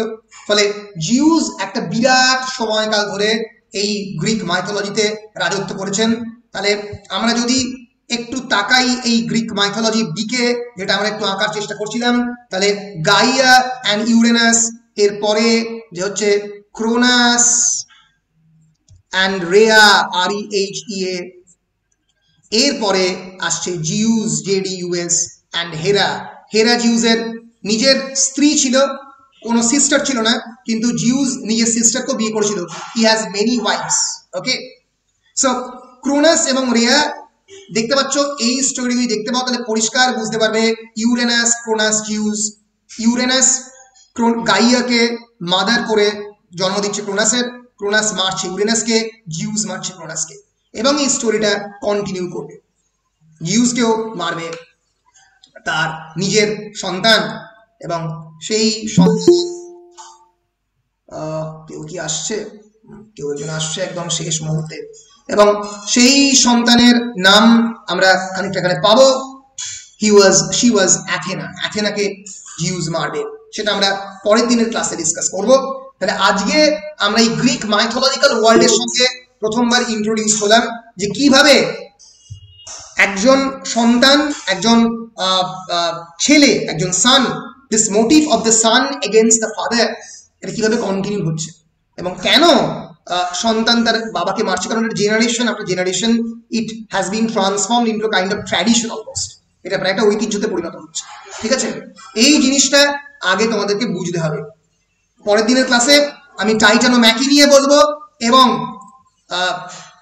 ডাইরেক্টলি টেক্সটের মধ্যে হাউস অফ ক্যাডমাস কেমন ভাবে সৃষ্টি হচ্ছে সেটাতে ঢুকবো, এবং জিউস এই টেক্সটের কেন ইম্পর্টেন্ট ক্যারেক্টার তাই নিয়ে বলবো। সো পরের দিন আমরা টেক্সটের মধ্যে মোটামুটি এন্টার করে যাচ্ছি, যে কিভাবে এই ক্যাডমাসের জন্ম হচ্ছে, তোমরা যে যাদেরকে নিয়ে ডিল করছো তাদের কি করে জন্ম হচ্ছে এই জিউস থেকে, সেটা তোমরা পরের দিনকে জানতে পারবে। বেশ, any other questions? Any questions? Sir বলছি যে এই যে আপনি বললেন যে এই ট্র্যাডিশনটা চলতেই থাকবে, তো এটা কি কোনোদিনও বন্ধ হবে না, নাকি মানে জাস্ট চলতেই থাকবে? এটা মানে গ্রিক মাইথোলজিতে দেখানো হয়েছে এটা চলতেই থাকবে আপ টু ইডিপাস অব্দি, এমনকি ইডিপাসের পরেও গ্রিক মাইথোলজিক্যাল বা ড্রামার যে ট্র্যাডিশন, ড্রামাটিক ট্র্যাডিশনে এই চলতে থাকাটা বারবার দেখানো হয়েছে। এবার ন্যাচারালি মানে আর্ট তো ন্যাচারালি গ্রিক কালচার নিয়ে লেখালেখি বা গ্রিক মাইথোলজি নিয়ে লেখালেখি, ক্লাসিক্যাল গ্রিক মাইথোলজি নিয়ে লেখালেখি ওরকম হয় না এখন মডার্ন গ্রিক লিটারেচার, ঠিক আছে, ফলে তার উল্লেখ নেই। কিন্তু এই যে চলতে থাকার বিষয়টা, এটা গ্রিক মাইথোলজি যতদিন সার্ভাইভ করেছিল ততদিন ছিল এই this motive of the father against son or son against the father. Okay sir, thank you. Sir, is Zeus or Jupiter or Jove the supreme god of Greek mythology? He was generally treated as the supreme god of the mythology. He has been called in many languages as Jove, as Jupiter, as Zeus, in many terms. In fact, আমি পরের দিন দেখাবো যে কি করে Greek মাইথোলজিতে একই নামের character যে গ্রিক মাইথোলজিতে, সেই বেসিক্যালি রোমান মাইথোলজিতে একই নাম অনুযায়ী মানে অন্য নামে আছে। যে জিউস সেই জুপিটার, যে হেরা সেই জুনো, গ্রিকে হেরা, রোমানে জুনো। যে পোসাইডন সমুদ্রের দেবতা, সেই রোমান মাইথোলজিতে নেপচুন। যাকে নিয়ে মেন গল্প Dionysus, the god of the wine, harvestation and others, grape, সেই ব্যাক্কাস। এইটা রোমান এবং গ্রিক মাইথোলজি আর অলমোস্ট সেম, একই নাম বিভিন্ন সময় নিয়েছে। Yes, Zeus becomes the king of the gods. He was the supreme god of the mount Olympus. সেই প্রথম মাউন্ট অথাইরিস থেকে মাউন্ট অলিম্পাসে পুরো গ্রিক সিভিলাইজেশনাল যে মানে গ্রিক প্যান্থিয়নটাকে প্রথম সে এই মাউন্ট অলিম্পাসে নিয়ে চলে আসে। Mount Olympus suggesting of the younger generation of the gods, and mount Othrys suggesting of the older generation of god. Mount অথাইরিসে টাইটানরা থাকে, আর মাউন্ট অলিম্পাসে নতুন ইয়াং জেনারেশন অফ গডস থাকে, যাদের সূচনা হচ্ছে জিউসকে দিয়ে। Zeus is the first representative of the younger generation of gods. Sir, second question. All the gods of Greek mythology are mortal. All the Greek mythological gods are mortal, right? Greek মাইথোলজিতে প্রত্যেক বিভিন্ন গডকে mortal হিসেবে দেখানো হয়েছে, যদিও জিউসের ডেথটাকে মানে actually death বলে বলা যায় না, কারণ জিউস তারপরেও আরো বিভিন্ন মাইথোলজিতে রিঅ্যাপিয়ার করেছে। অল দ্য মানে গ্রিক মাইথোলজিক্যাল গডস আর মর্টাল এই জন্যই, কারণ আমি একটু আগেই বলেছি এই অ্যানথ্রোপোমরফিজমের জন্য। Anthropomorphism is the attribution of the human traits, emotions and the intentions to the non-human entities like gods. তাদেরকে তো মানুষ হিসেবেই কল্পনা করছে, ফলে তারা অনেকটা মর্টাল, এবং ওই জন্যই গ্রিক গডদের শুরু হচ্ছে স্মল জি দিয়ে, not with the bigger G or capital G. So next question. Is Phoebus an alternative name of Lord Apollo? Phoebus is an alternative name of the Lord Apollo. You're right. Phoebus Apolloর আরেকটা নাম অনেকেই বলে। Yes, right you are. So last question. So my last question is related to history of literature. Can I ask? Yeah, you can, of course. So before Trudeau's dominion, all the royal family is called house. So why the house word was referred there? আচ্ছা, এই তো মানে বেশ কঠিন প্রশ্ন। আর ও যে প্রশ্নটা করেছে সেটা খুব ভালো প্রশ্ন, এটার জন্য একটা এন্টায়ার ক্লাস ডিভোট করে যেতে পারে। ও জিজ্ঞেস করছে যে টুডর সাম্রাজ্যের আগে, বিফোর দ্য টিউডর ডাইনাস্টি, তার আগে বিভিন্ন ধরনের এই যে আমাদের ইংলিশ ডাইনাস্টি, টুডর সাম্রাজ্যের আগে তাদেরকে কেন হাউস বলা হতো? Why house? House because according to the British monarchical system, there were many houses. For example, House of the Orange ORANG, sorry, Orange House debit করছে নেদারল্যান্ড থেকে। আচ্ছা, স্পেনের একটা আলাদা হাউস থাকতো, আবার জার্মানির একটা আলাদা হাউস থাকতো। এবার বিষয়টা হচ্ছে ইংল্যান্ডের রাজা হতে গেলে যেটা ইম্পর্টেন্ট ছিল সেটা হচ্ছে অ্যানসেস্ট্রি, যে তুমি যে রাজা হচ্ছে তার সঙ্গে ক্লোজেস্ট রিলেশনকে, তোরা যাক তার কোনো ডাইরেক্ট সন্তান নেই। এবার এর ফলে কি হতো, মানে ইংল্যান্ডের রাজা ফ্রান্সের রাজা হতে পারতো, হয়েছে ইংল্যান্ডের রাজা নেদারল্যান্ডের রাজা হতে পারতো, আবার ইংল্যান্ডের রাজা জার্মানির রাজা হতে পারতো, ঠিক আছে। এর ফলে ইংল্যান্ডের হাউসের কনসেপ্ট খুব ইম্পর্টেন্ট, যে কোন ফ্যামিলিতে তুমি বিলং করো, ঠিক আছে, কোন in which family you are belonging to. এবার এইটাকে এক্সপ্লেন করতে গেলে একটা এন্টায়ার মানে হিস্ট্রি অফ কনফ্লিক্ট এর মধ্যে ইনভলভ।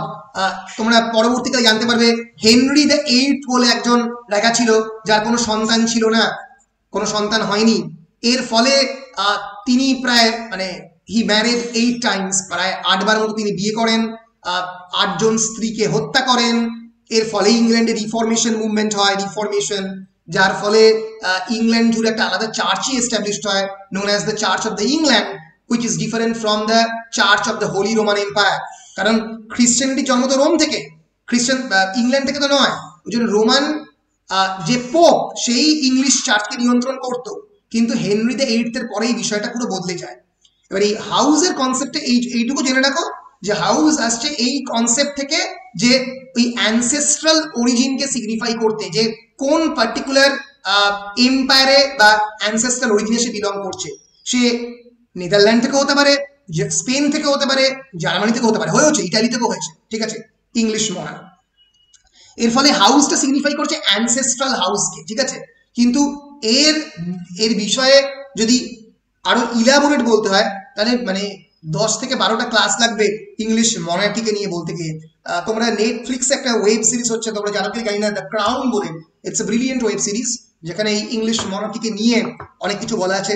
দ্য টুডর্স বলে সার্চ করো, there is a documentary on the Tudors in the YouTube, যেখানে টুডর সাম্রাজ্যকে নিয়ে অনেক কিছু পাবে। এরকম ছোট্ট ছোট্ট করে তোমরা একটু একটু করে দেখতে পারো, যারা ইন্টারেস্টেড তারা যেটা করতে পারো সেটা হচ্ছে English monarchy chronology, CHRONOLOGY, English monarchy chronology বলে সার্চ করতে পারো, এবং এই উইকিপিডিয়াতে লিস্ট অফ দ্য ইংলিশ মনার্কস বলে এই যে এসেটা দেখতে পারো। এখানে এই যে পুরো house of Wessex, house of the Denmark, পরপর এই যে অ্যালফ্রেড দ্য গ্রেট থেকে ইংল্যান্ডের যিনি বলা হয় মানে ফার্স্ট ফাউন্ডেশন কিং, পরপর সে কোন হাউসে বিলং করে দেওয়া আছে। সো এইটা তোমরা একটু ভালো করে দেখতে পাও যে এই হাউস অফ ডেনমার্ক কিভাবে এলো, হাউস অফ ওয়েসেক্স কিভাবে এলো, এইটা দেখলে খানিকটা তোমরা একটা অল্প আইডিয়া পাবে। কিন্তু এটা নিয়ে ক্লাস করতে গেলে মানে একটা মানে এন্টায়ার যুগ পেরিয়ে যাবে আর কি। যদিও it's very important because history of English literature is very much closely related with the history of the British monarchy. একটা খারাপ জিনিস ঘটেছে যেটা তোমাদের হিস্ট্রি অফ ইংলিশ লিটারেচার সিলেবাসই নেই, এইটার ফলে যেটা মুশকিলটা হবে পরবর্তীকালে সেটা হচ্ছে বিভিন্ন কম্পিটিটিভ এক্সামিনেশনে গিয়ে তোমাদের একটু আটকাবে। ওই জন্য কেউ চাইলে হিস্ট্রি অফ ইংলিশ লিটারেচার একটু পরবর্তীকালে পড়ে নিতে পারো। আমি পড়াবো বিকজ যখন ভিক্টোরিয়ান এজ পড়াবো, যখন রোমান্টিক এজ পড়াতে তো হবে, কারণ তোমাদের সিলেবাসের মধ্যে এখান থেকে টেক্সট রয়েছে, তো তখন অল্প করে বলতে যাও। তো তোমরা এইটা একবার দেখতে পারো, এই the list of the English monarchs. এখানে তোমরা খানিকটা আইডিয়া পাবে যে কিভাবে চেঞ্জ হচ্ছে ইংলিশ মনার্কি। হ্যাঁ টুডোর রাজবংশ, হ্যাঁ স্যার, টুডোর রাজবংশই তো প্রথম রাজবংশ যে স্যার পুরো ইংলিশ ল্যান্ডের উপরে রাজত্ব করেছে। হ্যাঁ হ্যাঁ Tudor was the first dynasty যারা পুরো so called England, Scotland and Ireland, the three British monarchy, the three British islands তার উপরে রাজত্ব করেছিল। ঠিকই বলেছো। Thank you sir. Any other আমরা কোয়েশ্চেনস? ক্লাসের জন্য অপেক্ষা করে থাকি স্যার। হ্যাঁ thank you thank you thank you thank you so much, thank you so much. তোমাদের আর কোনো প্রশ্ন থাকলে বলো, বলতে পারো যে কোনো প্রশ্ন। স্যার বলছি যে আপনি যে জিনিসগুলো বললেন মানে গায়া এবং ইউরেনাস যেমন father of sky or mother of earth, তো তারপরে থেকে যেমন হচ্ছে স্যাটার্ন অর ক্রোনাস, ঠিক সেই জিনিসগুলো কি করে বলবো মানে প্রতিষ্ঠান যেমন এরসটা গড অফ লাভ, তারপরে স্যাটার্ন গড অফ টাইম, সেই জিনিসগুলো কি বলবো? এবার বিষয়টা হচ্ছে যে এই ডিভিশনটা কি করে হলো গ্রিক মাইথোলজিতে, এটা হওয়ার 3-4টে কারণ আছে। প্রথম কারণটা হচ্ছে যে যখন বার্থ হচ্ছে, at the time of birth where there any kind of sign is available or not যে এ পরবর্তীকালে কোন গড হবে বা হবে না। ধরা যাক যখন ক্রোনাস হয়, আমরা পরবর্তীকালে জানবো যে ক্রোনাস যখন হয় there was a kind of I would say a kind of hole in his anus যেখান থেকে জিউস পরবর্তীকালে বেরিয়ে পড়বে, এবং যেহেতু সময়কে ধরে রাখা যায় না, এই time is almost an ungraspable entity, সেখান থেকে ক্রোনাসটা এসছে। ক্রোনাসের প্রথম থেকেই ক্রোনাসের inside the physical structure of the Cronus there is a hole, বুঝতে পেরেছো? এর ফলে সময়ও সেরকম সময়ও বেরিয়ে পড়ে, সময় মানুষের হাতের মধ্যে তুমি ধরতে পারো না সময়কে। এইরকম ছোট্ট ছোট্ট বিভিন্ন বায়োলজিক্যাল ফিচার দিয়ে বা তার কোনো একটা সিম্বল, সেই ছোটবেলায় তারা যাক স্কাই দিয়ে খেলতে পছন্দ করতো, and time is very much related to the sky, যে সময় কাস্তের মতো করে সবকিছু কেটে কেটে নিয়ে যায়। সো এইরকম ছোট্ট ছোট্ট কিছু সিম্বল থেকে ধরা যাক ফর এক্সাম্পল ছোট্টবেলা থেকে খুব ভালো মিউজিক্যাল ইনস্ট্রুমেন্ট বা লায়ার বাজাতে পছন্দ করতো আমাদের কিউপিড, সেখান থেকে Cupid was become the god of the love. এরকম ছোট্ট ছোট্ট কিছু সিম্বল থেকে তাদেরকে এই god of time, god of love, god of erotica, এরকম বিভিন্ন ডিভিশন দেওয়া হয়েছে তাদেরকে, বুঝতে পেরেছো? সেগুলো এই মাইথোলজির মধ্যেই ইনগ্রেন্ড বিভিন্ন ছোট্ট ছোট্ট স্টোরি। এবার সেই গল্পগুলো বললে তো ক্লাসটাও বিরাট মাইথোলজির মধ্যেই বড় হয়ে যাবে, সেজন্য বলতে পারছি না। কিন্তু যতটা সম্ভব আমি তোমাদেরকে এই মানে ফ্লেভারটা দেওয়ার চেষ্টা করছি যে মানে কিভাবে বিষয়টা শুরু হয়েছিল আর কি। স্যার আর একটা প্রশ্ন আছে, স্যার আপনি যেটা বললেন যে জিউস হলেন great god of the gods, তাহলে স্যার ও এটা মানে ও আলাদা যে তাদের সিবলিংস এর বাঁচিয়েছিল এটার জন্য কি তাকে এটা বলা হয় নাকি আদার্স? না মানে যেহেতু প্রথম থেকে হি dominated his own father and killed his own father, then he become actually one of the most powerful entities from other siblings. কিন্তু তারপরে যে ঘটনাটা ঘটে সেটা হচ্ছে জিউসকে নিয়ে, মানে এটা তো ডিপেন্ড করে সেই সময়কার যারা মাইথোলজি লিখছে তাদের উপরে। মাইথোলজি তো একদিন ধরে লেখা হয় না, বিভিন্ন সময় জুড়ে লেখা হয়, long span of time period ধরে লেখা হয়। Zeus was much celebrated as a character. অনেক সময় একটা ক্যারেক্টার খুব সেলিব্রেট হয় না, যে তাকে নিয়ে পর পর মাইথোলজি লেখা হচ্ছে, তো সেই জন্যই জিউসকে নিয়ে এত বেশি বিভিন্ন মাইথোলজিক্যাল স্টোরিজ লেখা হয়েছে একটা বিরাট বড় সময় জুড়ে। কারণ ক্রোনাস, ইউরেনাস একটা সময় পরে চলে গেছে, কিন্তু জিউসকে নিয়ে পরপর লেখা হয়েই গেছে। ইনফ্যাক্ট যখন হাউস অফ ক্যাডমাসকে নিয়ে আমরা পড়বো সেখানেও জিউস একটা ক্যারেক্টার, প্রায় 3-4টে জেনারেশন ধরে জিউস বেঁচে রয়েছে। ফলে জিউসকে বাঁচিয়ে রেখেছে এই মাইথোলজিক্যাল রাইটাররা, বলা যেতে পারে এই ওভিড, এরাই বাঁচিয়ে রেখেছে। এর ফলে দীর্ঘদিন ধরে বলার পরে জিউস মানে গড অফ দ্য গডস এ পরিণত হয়েছে। Hello sir. হ্যাঁ বলো। স্যার বলছি যে এই যে আমরা মাইথোলজিতে দেখছি যে স্যার তাদের ছেলেরা তাদের ফাদারদেরকে মেরে ফেলছে, তাহলে কি এটার কিছু কারণ ছিল নাকি জাস্ট ট্র্যাডিশনের জন্য এটা হচ্ছে? হ্যাঁ ভালো প্রশ্ন, খুবই ভালো প্রশ্ন। এটা আমি খানিকটা হয়তো পরের দিন বলার চেষ্টা করব। যেটা প্রথম বিষয় সেটা হচ্ছে যে মানে আমাদের ক্ষেত্রে মানে আমাদের কালচারের ক্ষেত্রে ইট মে অ্যাপিয়ার অ্যাজ সামথিং আদার ওয়ার্ল্ড, একটু অন্য পৃথিবীর বলে আমাদের মনে হচ্ছে, কিন্তু বেসিক্যালি যদি অ্যানিমাল ওয়ার্ল্ডের দিকে তাকাও তাহলে দেখতে পাবে যে সবসময় মানে সন্তানকে অনেক সময় বাবা মেরে ফেলার চেষ্টা করে, be it in the world of the lions or in the world of the tigers, anywhere in the world. So এই যে যেহেতু Greek mythology is very old in nature, ফলে এই Indian mythology is very old, কিন্তু Greek মাইথোলজির মধ্যে এই যে মানে প্রথম থেকেই there is a kind of rivalry between the father and the son.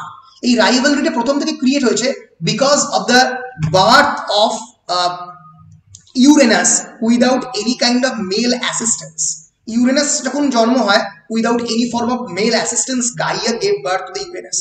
এর ফলে যেটা মানে প্রথম থেকেই তো Uranus was very much suspicious of his other sons, যে অন্যান্য তার ছেলেরা তাকে মেরে ফেলতে পারে।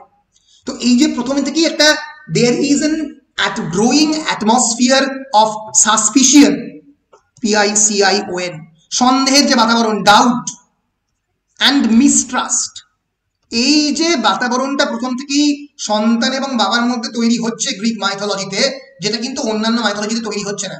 এই সাসপিশন, ডাউট এবং মিসট্রাস্টের ফলেই ইউরেনাস ক্রোনাসকে মারার চেষ্টা করছে, ক্রোনাস ইউরেনাসকে মেরে দিচ্ছে, ক্রোনাস তার অন্যান্য সন্তানদেরকে খাওয়ার চেষ্টা করছে, জিউসের জন্ম হচ্ছে, জিউস মেরে দিচ্ছে।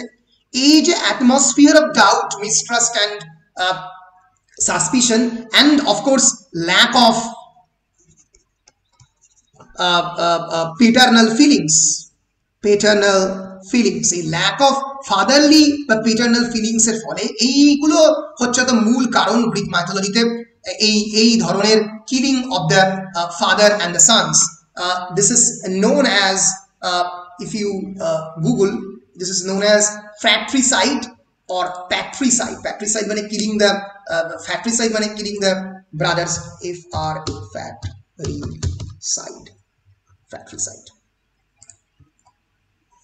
fratricide, the killing of one's brother or sister, and then there is patricide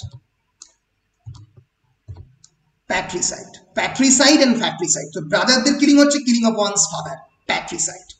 So is the act of killing one's father or a person who kills his or her father or stepfather. এইটা এই যে থিমটাই ফ্র্যাট্রিসাইড এবং প্যাট্রিসাইডের থিমটা কিন্তু এই Greek মাইথোলজির মধ্যে প্রথম থেকেই ইনগ্রেইনড, প্রথম থেকেই হয়ে আসছে এই মিসট্রাস্ট, এই সাসপিশনের জন্য। বুঝতে পেরেছো? হ্যাঁ স্যার। বেশ বেশ। আমি যেগুলো যে শব্দগুলো বললাম, এই শব্দগুলো কিন্তু মানে সারা জীবন কাজে লাগবে, একটু শব্দগুলো মাথায় রাখবে। অ্যানথ্রোপোমরফিজম, পলিথেইজম, মোনোথেইজম, প্যাট্রিসাইড, ফ্র্যাট্রিসাইড, এই শব্দগুলো কিন্তু they will recur throughout your syllabus, throughout your whole life. So এই শব্দগুলো কিন্তু একটু মাথার মধ্যে রাখতে হবে। তোমরা লিটারেচার পড়ছো, তোমরা এই প্রথমবার লিটারেচার পড়ছো, আগে যেগুলো তোমরা পড়ছো সেগুলোকে লিটারেচার বলা যায় না, ফলে সাহিত্যের মতো করে মন দেখেই পড়তে হবে, একটু ওপেন রাখতে হবে মনটাকে, রেখেই এই টেক্সটগুলোকে এভাবে দেখতে হবে, ঠিক আছে? কোনো জাজমেন্ট না করে, মনের মধ্যে কোনো ট্যাবু না রেখে এই টেক্সটগুলোকে নিজের মতো করে দেখতে হবে।